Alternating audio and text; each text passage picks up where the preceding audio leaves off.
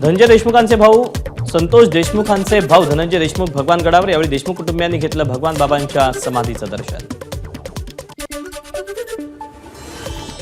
संतोष देशमुखांचे बंधू धनंजय देशमुखांनी भगवान गडावर जाऊन नामदेव शास्त्रींची भेट घेतली। देशमुख कुटुंबियांनी नामदेव शास्त्रींना संतोष देशमुख हत्या प्रकरणातील पुरावे दिले।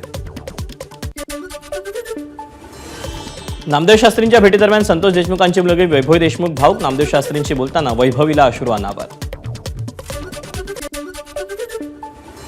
देशमुख कुटुंबियांना जातीयवाद केला नाही, माझ्या भावानं दलित बांधवाला वाचवण्याचा प्रयत्न केला, धनंजय देशमुखांची प्रतिक्रिया। आम्हाला पाठिंबा देणाऱ्यांना नेत्यांना जातीयवादी ठरवलं जातं, नामदेव शास्त्रींच्या भेटीदरम्यान देशमुख कुटुंबियांची भाकरी। दलित बांधवांची अॅट्रॉसिटीची तक्रार घेतली असती तर संतोष देशमुखांची हत्या झाली नसती, धनंजय देशमुखांकडून खंत व्यक्त।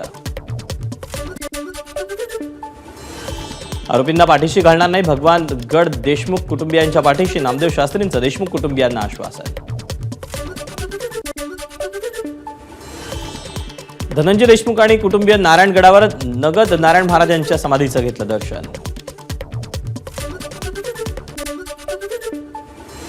धनंजय मुंडेंच्या टोळीमुळे जातीवादाचा चौथा अंक, राज्यात जातीयवादाचा नवा अंक भयंकर, नामदेव शास्त्रींच्या भूमिकेवरून मनोज जरांगेंची टीका।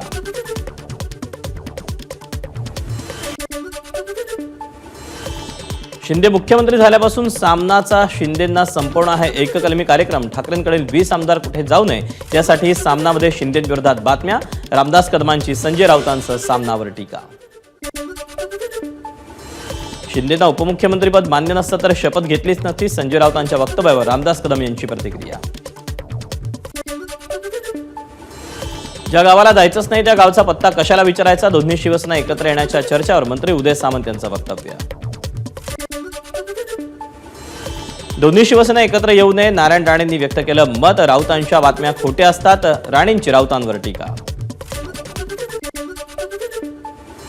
संजीवराजे नाईक निंबाळकर पुन्हा अजित पवारांच्या राष्ट्रवादीच्या वाटेवर, सूत्रांची माहिती, विधानसभेत शरद पवारांच्या राष्ट्रवादीत प्रवेश केला होता।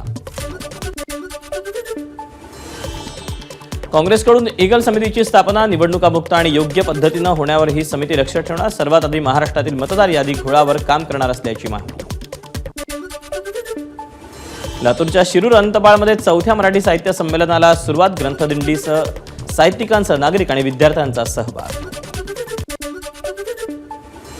धाराशिवच्या पळसबमध्ये 10वं मराठवाडा ग्रामीण साहित्य संमेलन, सहकार मंत्री बाबासाहेब पाटील यांच्या हस्ते उद्घाटन।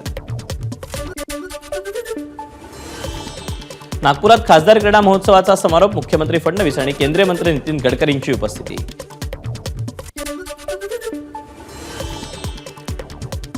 बृहन्मुंबई महानगरपालिकेचा अर्थसंकल्प 4 फेब्रुवारीला सादर करण्यात येणार, महापालिका मुख्यालयात सभागृहामध्ये अर्थसंकल्प सादर होणार।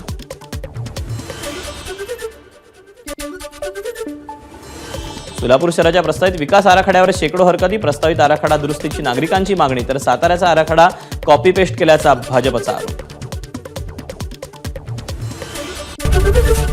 एबीपी माझा, उघडा डोळे बघा नीट।